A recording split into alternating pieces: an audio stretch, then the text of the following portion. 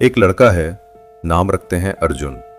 अर्जुन ने इंजीनियरिंग की, अच्छे मार्क्स आए, कैंपस प्लेसमेंट में एक आईटी कंपनी में जॉब लगी, पैकेज भी डिसेंट था।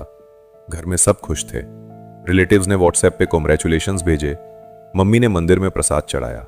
अर्जुन भी खुश था, या शायद सिर्फ ऐसा लगता था, क्योंकि 3 महीने बाद रात को 2 बजे पुणे के एक पीजी रूम में अपने फोन की स्क्रीन घूरते हुए इंस्टाग्राम पे दोस्तों की ट्रिप्स देख के, लिंक्डइन पे बैचमेट्स के प्रमोशंस देख के अर्जुन के मन में एक ही सवाल था, सब कुछ सही है तो ये अंदर की खाली जगह कहां से आ रही है? क्या तुमने कभी ये फील किया है जब बाकी सब ठीक हो, मार्क्स, जॉब, फैमिली, हेल्थ, लेकिन फिर भी कुछ मिसिंग लगता हो?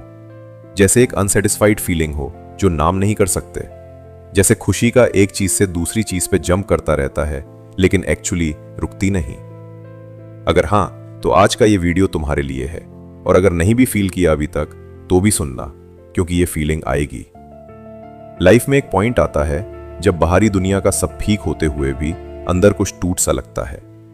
आज हम बात करेंगे एक ऐसी बुक के बारे में जो सिर्फ पॉजिटिव सोच रखो वाली बकवास नहीं करता। ये बुक है द आर्ट ऑफ हैप्पीनेस। लिखी है 14वें दलाई लामा ने, उनके साथ डॉक्टर हार्वर्ड कटलर ने, जो एक अमेरिकन साइकेट्रिस्ट हैं। अब तुम सोच रहे हो, दलाई लामा, ये तो कोई रिलीजियस चीज होगी। नहीं, ये बुक स्पेसिफिकली सेक्युलर है, मतलब इसमें कोई एक धर्म की बात नहीं, इसमें कोई भगवान को मानो या ना मानो की कंडीशन नहीं। ये बुक प्योरली ह्यूमन माइंड की बात करता है, सफरिंग की बात करता है, रिलेशनशिप्स की बात करता है, और सबसे इंपॉर्टेंट, खुशी को एक स्किल की तरह सीखने की बात करता है। डॉक्टर कटर एक वेस्टर्न साइकेट्रिस्ट हैं। उनका पूरा करियर मेंटल इलनेस ट्रीट करने में गया। उन्होंने दलाई लामा से कई घंटे की कॉन्वर्सेशंस की, और जो रिजल्ट निकला वो ये बुक है। इसमें एक इंटरेस्टिंग कॉन्ट्रास्ट है। एक तरफ है वेस्टर्न साइकोलॉजी, जो कहता है कि हैप्पीनेस तब आती है जब प्रॉब्लम सॉल्व हो जाए, जब ट्रॉमा हील हो, जब सर्कमस्टांसेस इंप्रूव हो। दूसरी तरफ है दलाई लामा का पर्सपेक्टिव, जो कहता है कि हैप्पीनेस एक मेंटल स्टेट है जो सर्कमस्टांसेस से इंडिपेंडेंट हो सकती है, और ये स्टेट ट्रेन की जा सकती है। ये कॉन्सेप्ट सुन के शायद तुम्हें लगे ये तो फिलोसॉफिकल बकवास है, लेकिन जरा रुको, आज न्यूरोसाइंस भी यही कह रहा है, रिसर्च यही प्रूव कर रही है, और दुनिया के सबसे खुश लोगों की हैबिट्स भी यही रिफ्लेक्ट करती हैं। तो आज हम इस बुक के थ्रू समझेंगे खुशी का असली मतलब क्या है, और हम उससे गलत क्यों डिफाइन करते हैं, अपने मन को ट्रेन करना कैसे शुरू करें, रिलेशनशिप्स में इतना अकेला क्यों लगते हैं, सफरिंग से दारना बंद करना क्यों जरूरी है, और आखिर में 5 चीजें जो कल से अप्लाई कर सको। तो सेटल हो जाओ, पानी लो, और चलते हैं इस जर्नी पे द आर्ट ऑफ हैप्पीनेस के साथ। सेक्शन 2, हैप्पीनेस का असली मतलब। सबसे पहला सवाल जो डॉक्टर कटर ने दलाई लामा से पूछा वो बहुत सिंपल था, योर होलीनेस, आपके हिसाब से जिंदगी का पर्पस क्या है? दलाई लामा ने बिना एक सेकंड रुकते जवाब दिया, the purpose of life is to seek happiness. जिंदगी का पर्पस है खुशी ढूंढना। सिंपल लगता है ना, लेकिन जब कटलर ने डीपर खोदा तो पता चला कि दलाई लामा की खुशी की डेफिनेशन हमारी डेफिनेशन से बिल्कुल अलग है। हम खुशी को कैसे डिफाइन करते हैं? सोचो, एग्जाम पास करोगे, खुशी मिलेगी, जॉब लगेगी, खुशी मिलेगी, रिलेशनशिप में आओगे, खुशी मिलेगी, पैसा आएगा, खुशी मिलेगी, न्यू फोन लोगे, खुशी मिलेगी। ये सब चीजें मिलने के बाद क्या होता है? कुछ दिन अच्छा लगता है, फिर वही फीलिंग वापस। इसको साइकोलॉजी में कहते हैं हेडोनिक एडेप्टेशन। मतलब हम किसी भी पॉजिटिव चेंज के साथ बहुत क्विकली एडजस्ट कर लेते हैं। जो चीज आज एक्साइटिंग लगती है 3 महीने बाद नॉर्मल हो जाती है।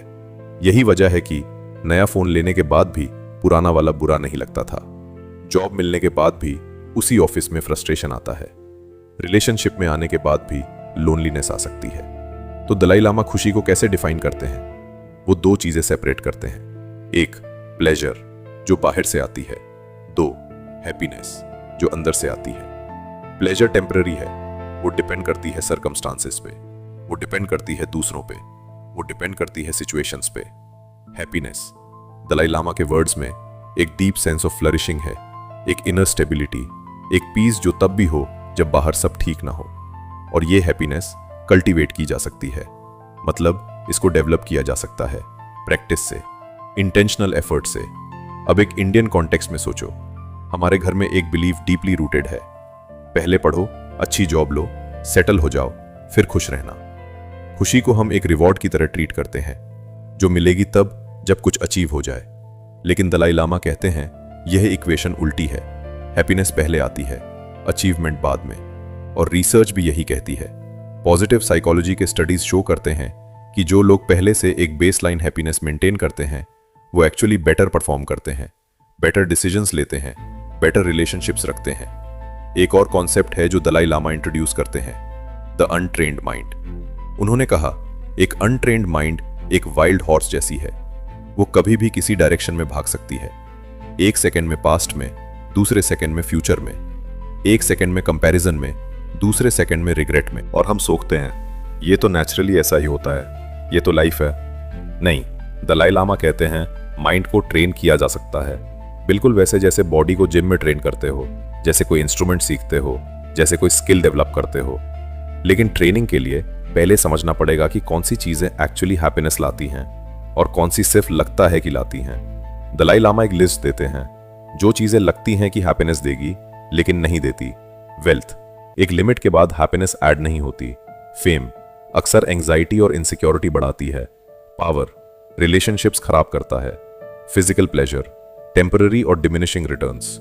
जो चीजें एक्चुअली सस्टेन हैप्पीनेस देती हैं, inner peace, clarity of mind, meaningful connections, genuine relationships, compassion, दूसरों के लिए कुछ करना, सेंस ऑफ पर्पस, कुछ ऐसा जो सिर्फ तुम्हारे लिए नहीं। अब यहां एक इंपॉर्टेंट क्लैरिफिकेशन, दलाई लामा ये नहीं कह रहे कि पैसा मत कमाओ, एम्बिशन मत रखो, अच्छी लाइफ मत जियो। वो कह रहे हैं कि इन चीजें को हैप्पीनेस का सोर्स मत बनाओ, इन चीजें को टूल बनाओ, गोल नहीं। जैसे पैसा एक टूल है जो लाइफ कंफर्टेबल बनाता है, लेकिन कंफर्टेबल लाइफ और हैप्पी लाइफ सेम नहीं है। एक चीज और जो इस सेक्शन का सबसे पावरफुल टेक अवे है, डॉक्टर कटर ने दलाई लामा से पूछा, तो क्या आप हमेशा खुश रहते हैं? दलाई लामा हंसे, फिर बोले, नहीं, मैं भी फ्रस्ट्रेटेड होता हूं, सैड होता हूं, कभी कभी एंग्री भी होता हूं, लेकिन ये स्टेट्स मुझे डिफाइन नहीं करती। मैं उन्हें ऑब्जर्व करता हूं और फिर उन्हें जाने देता हूं। ऑब्जर्व करना और जाने देना, ये एक छोटी सी लाइन है, लेकिन इस बुक का एक कोर पिलर है। हम इसको आगे और एक्सप्लोर करेंगे। अभी के लिए एक चीज याद रखो, खुशी एक डेस्टिनेशन नहीं है, ये एक डायरेक्शन है जिसमें तुम डेलिबरेटली चूज करके चल सकते हो। सेक्शन 3, मैन की ट्रेनिंग, थॉट्स को कैसे बदले, लगभग 1250 वर्ड्स। चलते हैं डायरेक्टली एक सिनारियो में। तुम्हारे बेस्ट फ्रेंड ने तुम्हारा एक सीक्रेट किसी और को बता दिया। तुम्हें पता चला, तुम्हारे अंदर क्या आया? Anger, betrayal, hurt. अब ये फीलिंग्स नेचुरल है, कोई भी इन्हें फील करता। लेकिन अब ये सोचो, उस रात तुम क्या करते? बार बार वही सीन रिप्ले होता है मन में। वो क्या बोला, तुमने क्या सोचा, तुम्हारा क्या नुकसान हुआ। तुम सो नहीं पाते, खाना नहीं खाते ठीक से, और वो फ्रेंड, वो तो अपनी लाइफ जी रहा है नॉर्मली। किसको ज्यादा सफरिंग हो रही है? तुम्हें, अपने ही अंदर से। दलाई लामा कहते हैं यही पॉइंट है जहां हम अपनी सफरिंग को वॉलंटियरली एक्सटेंड करते हैं। इवेंट एक बार हुआ, लेकिन माइंड में वो 1000 बार होता है, और ये एक हैबिट ऑफ माइंड है जो अनट्रेन्ड माइंड्स में ऑटोमेटिकली होती है। इस सेक्शन में हम बात करेंगे मन को ट्रेन करना कैसे शुरू करें। दलाई लामा इस टॉपिक पे बहुत डिटेल में जाते हैं। कोर आइडिया ये है, negative mental states, anger, jealousy, anxiety, fear, ये परमानेंट नहीं है, ये लर्न रिस्पॉन्सेज हैं, और जो सीखा गया है वो बदला भी जा सकता है। ये बहुत रेवोल्यूशनरी आइडिया है, स्पेशली इंडियन कॉन्टेक्स्ट में जहां हम कहते हैं मेरा स्वभाव ही ऐसा है, या मैं तो ऐसा ही हूं।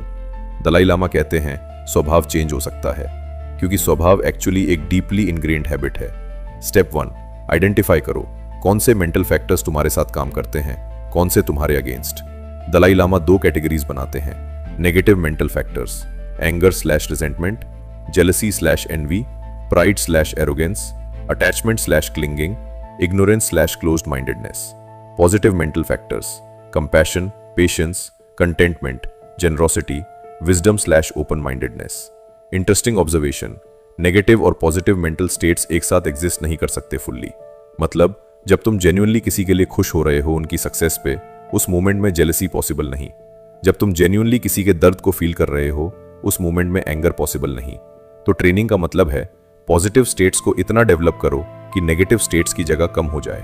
स्टेप 2, कॉग्निटिव रिफ्रेमिंग, सिचुएशन को नए एंगल से देखो।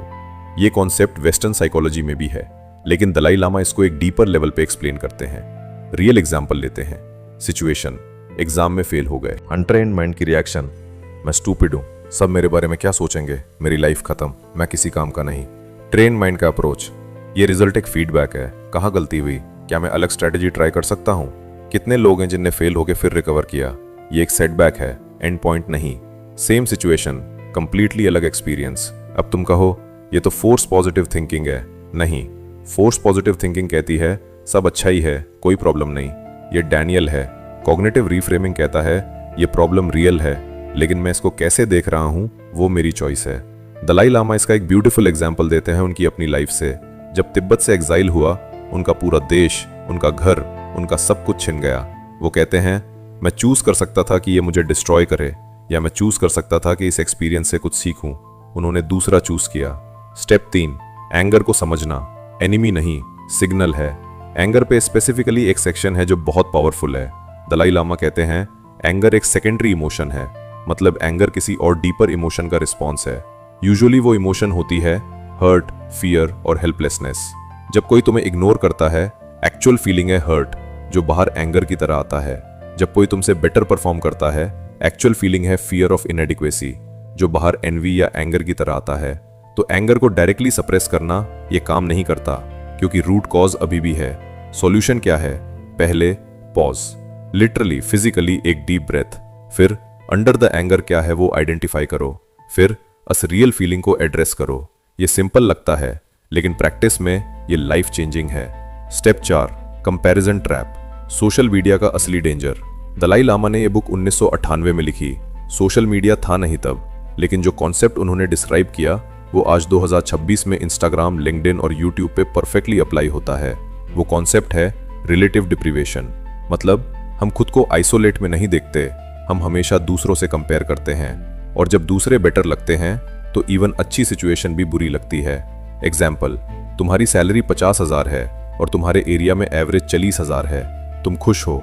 उसी सैलरी पे अगर तुम्हारे सभी क्लोज फ्रेंड्स 70,000 कमा रहे हैं, तुम दुखी हो। ऑब्जेक्टिव रियलिटी सेम है, सब्जेक्टिव एक्सपीरियंस बिल्कुल अलग। सोशल मीडिया ये करता है, तुम्हें हमेशा उन लोगों से कंपेयर करता है जो बेस्ट मोमेंट शेयर कर रहे हैं। कोई अपनी फेलियर्स नहीं पोस्ट करता, कोई अपनी 3 बजे वाली एंग्जाइटी नहीं दिखाता, तो तुम अपनी रियल लाइफ कंपेयर करते हो दूसरों की हाईलाइट रील से। दलाई लामा का antidote, appreciate what is instead of morning what isn't. ये टॉक्सिक पॉजिटिविटी नहीं है, ये इंटेंशनल अटेंशन है अपनी लाइफ की एक्चुअल गुडनेस पे। Step 5, meditation. Brain literally change होती है। दलाई लामा मेडिटेशन को स्ट्रांगली रेकमेंड करते हैं, लेकिन वो ये नहीं कहते कि घंटों बैठो आंखें बंद करके। वो कहते हैं शुरुआत करो 5 से 10 मिनट से, और न्यूरोसाइंस बैक करता है इसको। न्यूरोप्लास्टिसिटी रिसर्च शो करती है कि रेगुलर मेडिटेशन से ब्रेन का प्रीफ्रंटल कॉर्टेक्स स्ट्रेंथन होता है, जो कि रैशनल थिंकिंग और इमोशनल रेगुलेशन का सेंटर है। मतलब मेडिटेशन लिटरली तुम्हारे ब्रेन की वायरिंग बदल सकता है। सिंपल स्टार्ट, रोज सुबह या रात 5 मिनट्स, आंखें बंद करो, सिर्फ अपनी ब्रीदिंग ऑब्जर्व करो। जब भी थॉट आए जज मत करो, बस जेंटली ब्रीथ पे वापस लाओ फोकस। ये एक रैप है ब्रेन के लिए, जैसे जिम में एक पुशअप। रोज करो, स्ट्रेंथ बढ़ेगी। तुम्हारा माइंड एक टूल है, अभी वो टूल तुम्हारे अगेंस्ट काम कर रहा है, क्योंकि किसी ने इसको ट्रेन नहीं किया। तुम उसे ट्रेन कर सकते हो। ये पॉसिबल है, और ये चॉइस सिर्फ तुम्हारी है। सेक्शन 4, रिलेशनशिप्स और इंटिमेसी। अकेला क्यों लगते हो? एक क्वेश्चन सोचो ऑनेस्टली, कितने लोग हैं तुम्हारी लाइफ में जिन्हें तुम सच में कॉल कर सको रात को 2 बजे, बिना किसी रीजन के, सिर्फ इसलिए कि तुम्हारा मन बहुत बुरा है? 1, 2, 0? अगर आंसर 0 या 1 है, तुम अकेले नहीं हो इस फीलिंग में।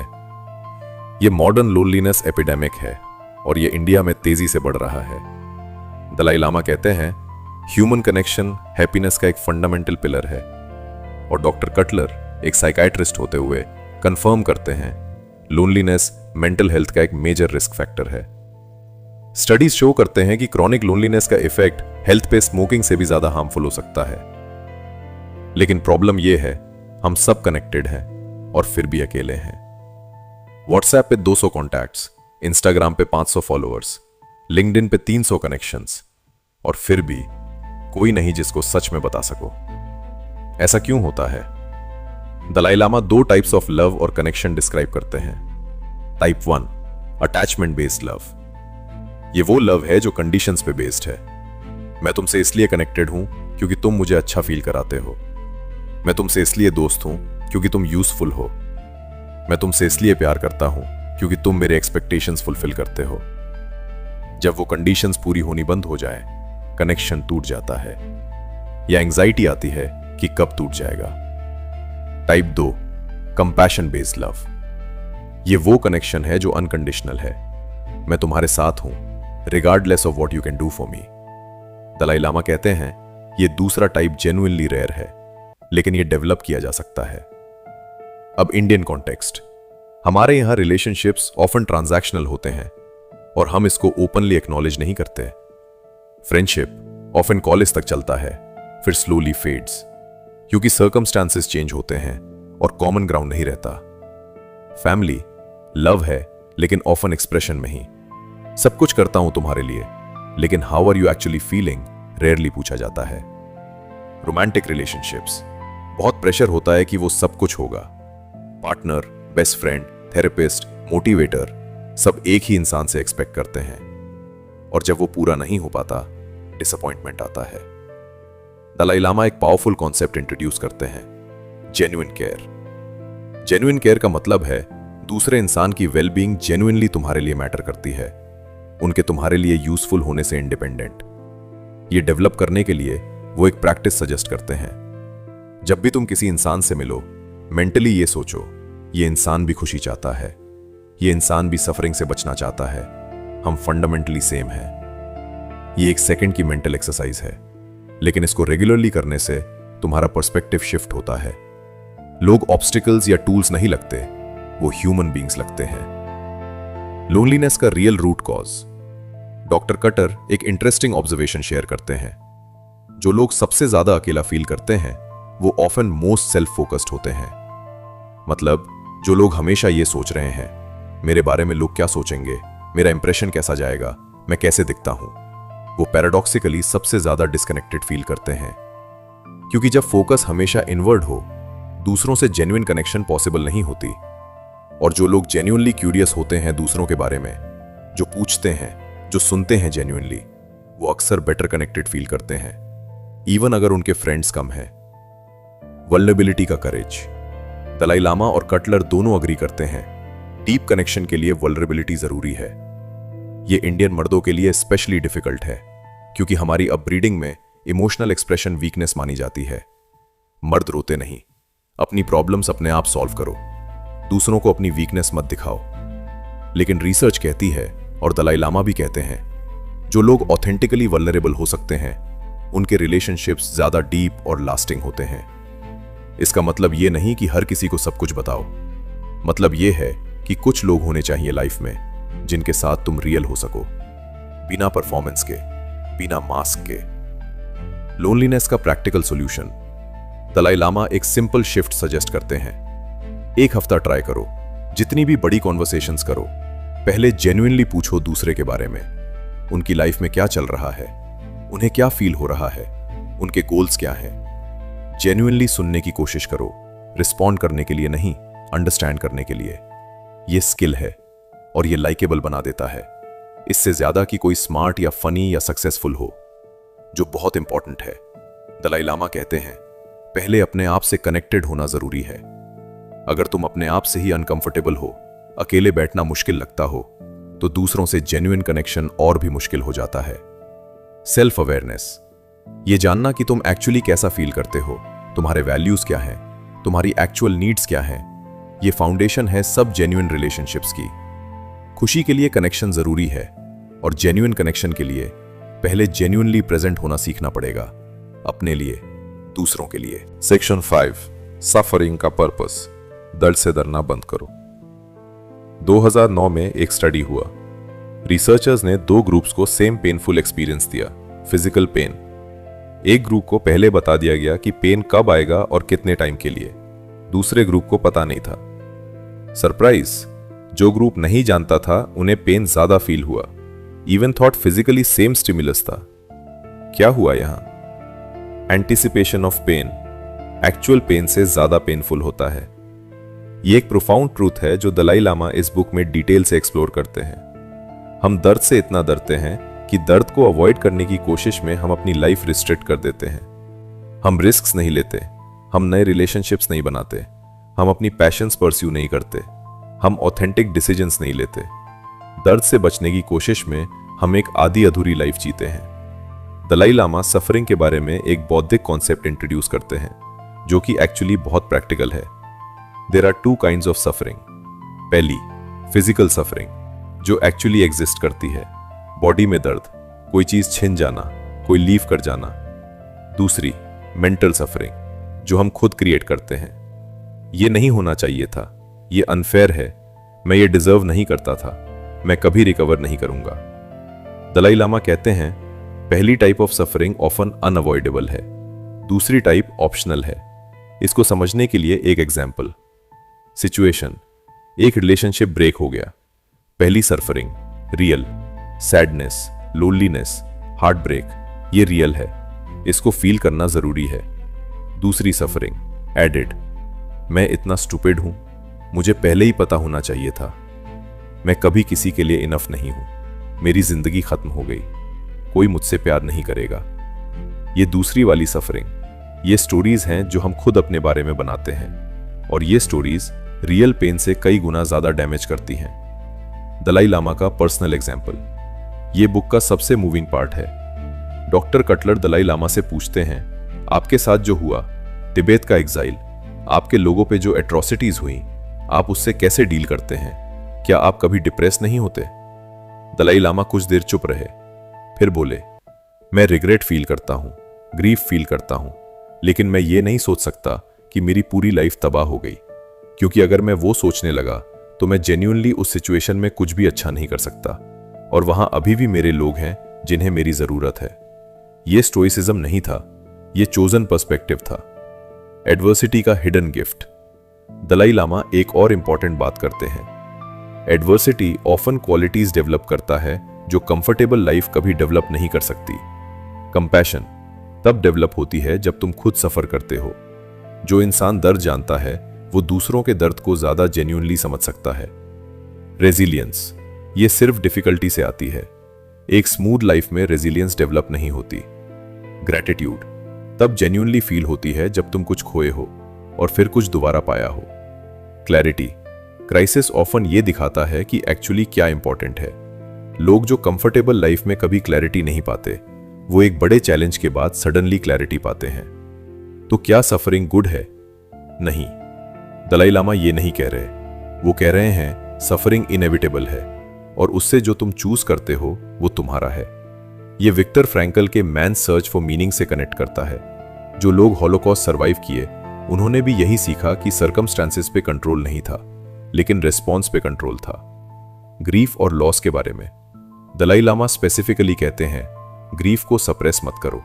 जब कोई लव्ड वन जाता है, जब कोई ड्रीम एंड होता है, जब कोई फेज ऑफ लाइफ खत्म होती है, उसके लिए ग्रीफ करना नेचुरल है और जरूरी है। जो लोग ग्रीफ को फोर्सफुली सप्रेस करते हैं वो ऑफन प्रोलॉन्ग सफरिंग में जाते हैं, क्योंकि जो फील नहीं किया वो हील नहीं होता। फील करो, प्रोसेस करो, फिर आगे बढ़ने का चॉइस करो। प्रैक्टिकल सफरिंग के साथ कैसे डील करें? दलाई लामा एक 3 स्टेप फ्रेमवर्क देते हैं। स्टेप 1, एक्नॉलेज, ये डिफिकल्ट है, ये पेनफुल है, मैं अभी स्ट्रगल कर रहा हूं, इसको डिनाई मत करो। स्टेप 2, एग्जामिन, क्या इस सिचुएशन में कुछ है जो मैं चेंज कर सकता हूं? अगर हां, एक्शन लो, अगर नहीं तो वरीइंग से क्या फायदा? दलाई लामा लिटरली कहते हैं, अगर सॉल्यूशन है वरी मत करो, काम करो। अगर सॉल्यूशन नहीं है वरी मत करो, काम नहीं आएगा। स्टेप 3, एक्सेप्ट प्लस रीडायरेक्ट, जो नहीं बदल सकता उसे एक्सेप्ट करो।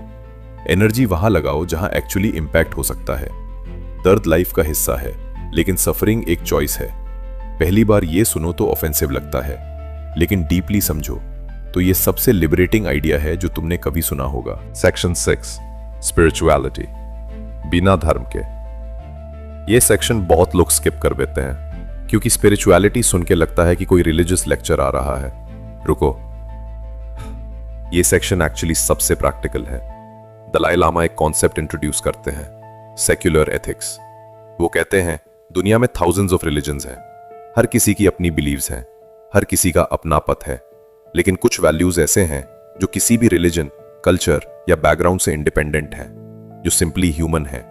ये वैल्यूज हैं कंपैशन, दूसरों के दर्द को फील करना, पेशेंस, बिना रिएक्ट किए होल्ड करना, ग्रैटिट्यूड, जो है उसके लिए थैंकफुल होना, ऑनेस्टी, अपने आप के साथ और दूसरों के साथ, जेनरोसिटी, देने का विलिंगनेस। दलाई लामा कहते हैं ये सॉफ्ट स्किल्स नहीं है, ये ह्यूमन सर्वाइवल स्किल्स हैं। इनके बिना कोई भी सोसाइटी, कोई भी रिलेशनशिप, कोई भी इंडिविजुअल एक्चुअली फ्लरिश नहीं कर सकता। इंडियन जेंजी और स्पिरिचुअलिटी का कॉम्प्लिकेटेड रिलेशनशिप। ऑनेस्टली सोचो, तुम्हारा स्पिरिचुअलिटी से क्या रिलेशनशिप है? कुछ लोगों के लिए स्पिरिचुअलिटी मतलब है टेंपल जाना, पूजा करना, फास्ट रखना। और अगर ये मीनिंगफुल लगता है, बिल्कुल सही है। लेकिन बहुत से यंग इंडियंस के लिए ये एक्सटर्नली इंपोज्ड रिचुअल की तरह लगता है, कोई जेन्युइन कनेक्शन नहीं, और फिर वो पूरी स्पिरिचुअलिटी को डिस्कार्ड कर देते हैं। दलाई लामा कहते हैं ये baby with the bath water phenomenon है। रिचुअल्स और रिलीजन अलग है और इनर वैल्यूज अलग है। रिचुअल्स ऑप्शनल है, इनर वैल्यूज ये ऑप्शनल नहीं है अगर तुम जेन्युइनली खुश रहना चाहते हो। कंपैशन, साइंस की नजर से, क्या तुम्हें पता है कंपैशन मेजरेबली गुड है तुम्हारी हेल्थ के लिए? स्टडीज शो करते हैं रेगुलर वॉलंटियरिंग करने वाले लोगों की लाइफ एक्सपेक्टेंसी बेटर होती है। जो लोग दूसरों की हेल्प करते हैं उनका stress hormone cortisol level lower होता है। एक्ट्स ऑफ काइंडनेस डूअर को रिसीवर से ज्यादा फील गुड न्यूरोकेमिकल्स रिलीज कराते हैं। मतलब दूसरों के लिए कुछ करना लिटरली तुम्हारे ब्रेन को रिवॉर्ड करता है। दलाई लामा ये बात बड़ी क्लियरली कहते हैं, if you want to be happy practice compassion, if you want others to be happy practice compassion. Gratitude एक डेली प्रैक्टिस। ये कॉन्सेप्ट आज बहुत पॉपुलर हो गया है, ग्रैटिट्यूड जर्नल लिखो। लेकिन बहुत लोग इसको सीरियसली नहीं लेते। लेकिन रिसर्च जेन्युइनली शो करता है रेगुलर ग्रैटिट्यूड प्रैक्टिस डिप्रेशन और एंजाइटी के सिम्टम्स रिड्यूस करता है। ब्रेन का नेगेटिविटी बायस, जो नेचुरली नेगेटिव चीजें ज्यादा नोटिस करता है, ग्रैटिट्यूड से काउंटर बैलेंस होता है। दलाई लामा सजेस्ट करते हैं रोज रात को सो जाने से पहले 3 चीजें सोचो जो उस दिन तुम्हारे साथ अच्छी हुई, चाहे वो कितनी भी छोटी हो। आज का सुन, एक अच्छी चाय, किसी ने स्माइल किया, कोई काम कंप्लीट हुआ। छोटी चीजें जब इंटेंशनली नोटिस की जाएं तो बड़ी बन जाती हैं। पेशेंस एक मिसअंडरस्टूड वर्च्यू। इंडियन कल्चर में पेशेंस को ऑफन वीकनेस से एसोसिएट किया जाता है या फिर चुप रहना से। दलाई लामा कहते हैं पेशेंस एक्चुअली स्ट्रेंथ है। पेशेंस का मतलब है किसी सिचुएशन को फुल्ली असेस करना बिना इमीडिएट रिएक्शन के। ये पैसिव नहीं है, ये एक्टिव चॉइस है। जो लोग पेशेंट होते हैं वो बेटर डिसीजंस लेते हैं, उनके रिलेशनशिप्स बेटर होते हैं और वो आयरॉनिकली ज्यादा गेट डन करते हैं, क्योंकि वो इंपल्सिव मिस्टेक्स नहीं करते जो बाद में फिक्स करनी पड़ती हैं। एक अच्छा इंसान बनना यही स्पिरिचुअलिटी है। दलाई लामा का फाइनल पॉइंट इस सेक्शन में माई रिलीजन इज काइंडनेस। वो कहते हैं अगर तुम जेन्युइनली एक काइंड, ऑनेस्ट, कंपैशनेट इंसान हो तो तुमने स्पिरिचुअलिटी अचीव कर ली। चाहे तुम टेंपल जाओ या ना जाओ, चाहे तुम गॉड मानो या ना मानो, एक अच्छा इंसान बनना ये सबसे बड़ी साधना है। और ये डेली चॉइसेस में होती है। किसी के साथ पेशेंस रखी या नहीं रखी, किसी की जेन्युइनली हेल्प की या सिर्फ अपना सोचा, सच बोला या कन्वीनियंट झूठ बोला, किसी को जज किया या समझने की कोशिश की। स्पिरिचुअलिटी कोई डिस्टेंट कॉन्सेप्ट नहीं है, वो तुम्हारे डेली बिहेवियर में है, हर इंटरैक्शन में, हर चॉइस में। और साइंटिफिकली ये चॉइसेस तुम्हारी हैप्पीनेस डायरेक्टली अफेक्ट करती हैं। सेक्शन 7 खुशी रहने की डेली प्रैक्टिस। हम एक लंबी जर्नी पे थे आज। अर्जुन से शुरू किए थे, जो रात को 2 बजे अपने पीजी रूम में फोन घूर रहा था, अंदर खाली फील कर रहा था। क्या अर्जुन की सिचुएशन बदल सकती है? हाँ, लेकिन सिर्फ अगर वो कुछ चूज करे।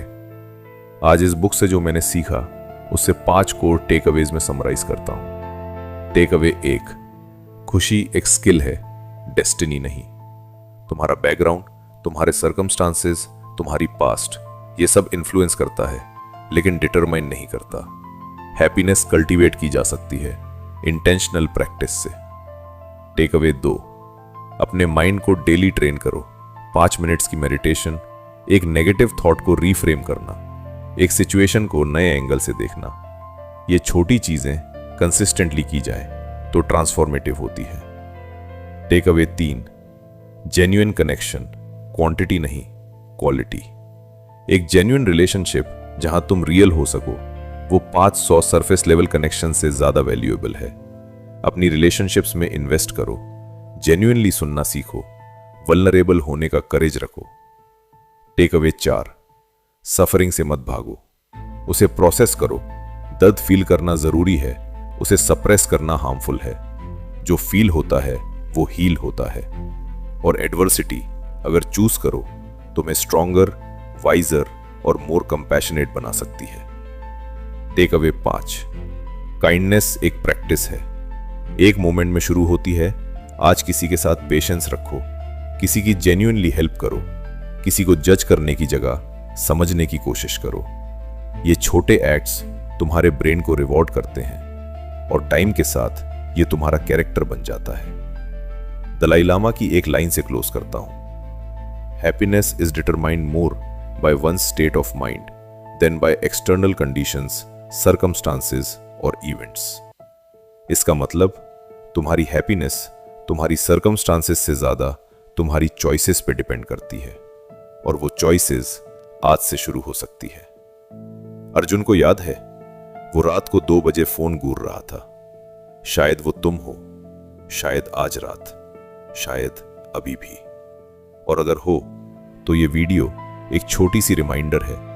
तुम ट्रेन कर सकते हो अपना माइंड, तुम बेटर कनेक्शंस बना सकते हो, तुम सफरिंग को मीनिंगफुली फेस कर सकते हो, और तुम जेन्युइनली ज्यादा खुश हो सकते हो। ये आर्ट है और आर्ट सीखी जाती है। अगर आज की ये समरी तुम्हारे काम आई तो एक काम करो, कमेंट करो आर्ट ऑफ हैप्पीनेस, ताकि मुझे पता चले कितने लोगों ने पूरा सुना। और अगर तुम्हारे कोई दोस्त हैं जो अभी किसी मुश्किल से गुजर रहे हैं, ये वीडियो उन्हें शेयर करो, क्योंकि कभी कभी सही वक्त पे सही बात बहुत फर्क कर देती है। सब्सक्राइब जरूर करो, क्योंकि अगले वीडियो में एक और ऐसी बुक लाने वाला हूं जो तुम्हारे सोचने का तरीका पूरी तरह बदल देगी। तब तक अपना ख्याल रखो और याद रखो, खुश रहना तुम्हारा हक है और ये एक चॉइस है जो तुम आज से कर सकते हो।